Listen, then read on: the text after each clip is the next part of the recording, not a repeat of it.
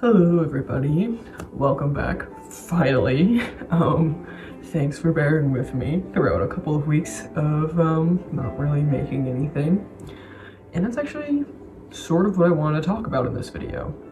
How does depression, and in a greater sense mental illness, affect Alterhumanity? Okay, now that we're all here, sorry! Depression will probably still be very slow. Mostly just because I don't like creating what I consider low quality videos. Like, I'm very particular about what I put out. I'm very particular about what stays on my channel for a long period of time.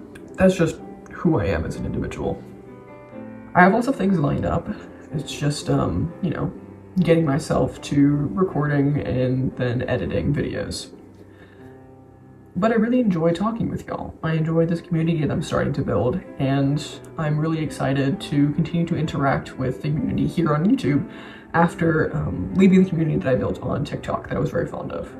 Anyways, so I want to start off with how my mental illness affects my Alterhumanity.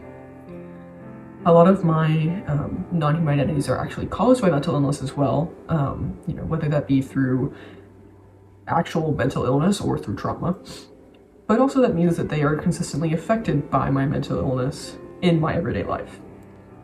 For instance, I have bipolar 2, and this deeply affects my non-human identities because two of them sort of are formed out of this, and I will talk about that in my, you know, Life of a Blank series. But also I wanted to talk about how it affects my therianthropy. For me, my therianthropic identities are not formed for coping.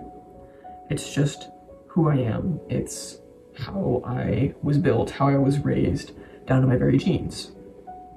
So these identities are not built to cope with my mental disorder. Through this, I think there's a misconception that a lot of people have, you know, on the outside, that somehow therianthropy is just mental illness or trying to cope with mental illness. When, while it can be that for some, it is not that for all, and it's not that for me. My therianthropy actually gets very diminished whenever I'm in a depressive episode. I feel at my most human. I feel weak. I feel powerless. I feel so tired. I feel even less at home than I usually do in my own body. I stop experiencing shifts even when usually I'm having some sort of phantom shift constant, and very frequently have mental, emotional, and sensory shifts. That just exacerbates the depression. Not being able to connect with my Alterhumanity in that way makes me very sad.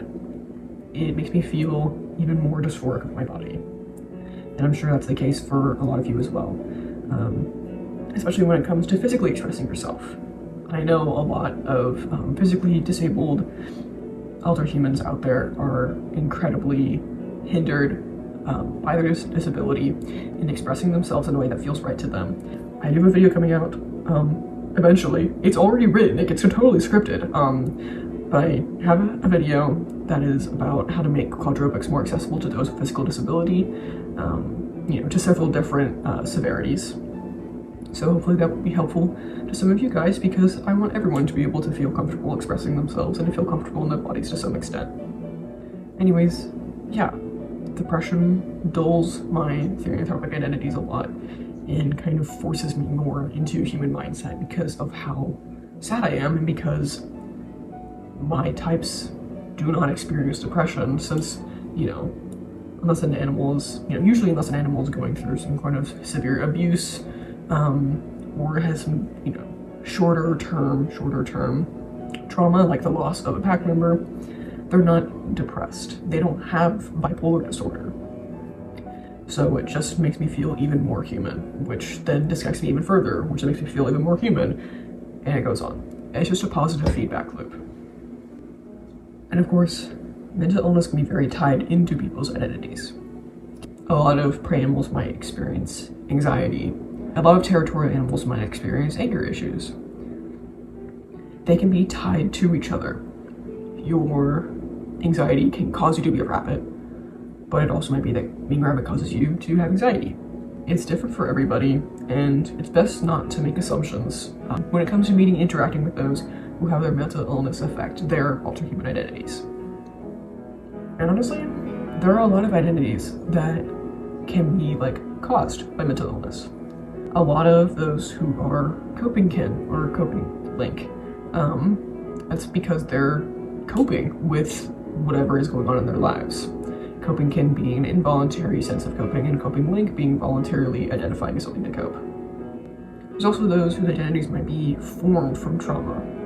Me personally, I went through something about 7 weeks ago that caused an identity to form. It was so traumatic, and the right conditions were present to where the identity then formed. Involuntarily, but it formed from that trauma. This also ties heavily into plurality and fictives, which are alters that form from a fictional source. And of course, usually people experience the formation of new alters due to traumatic events.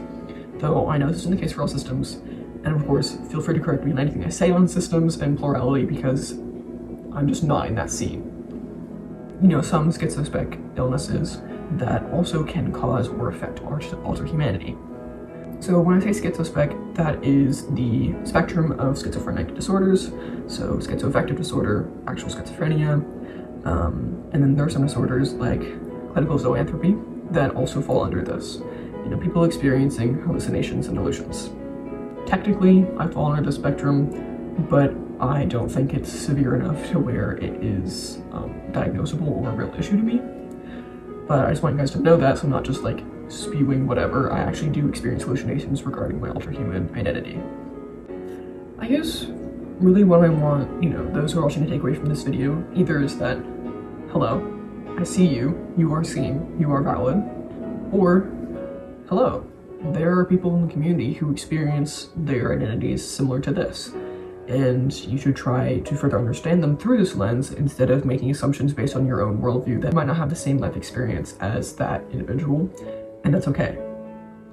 Being mentally ill, having your mental illness caused by Alterhumanity, or having a mental illness causing Alterhumanity, does not make you less valid. It's simply one way that your identity has come about. It's simply one way their identity affects you.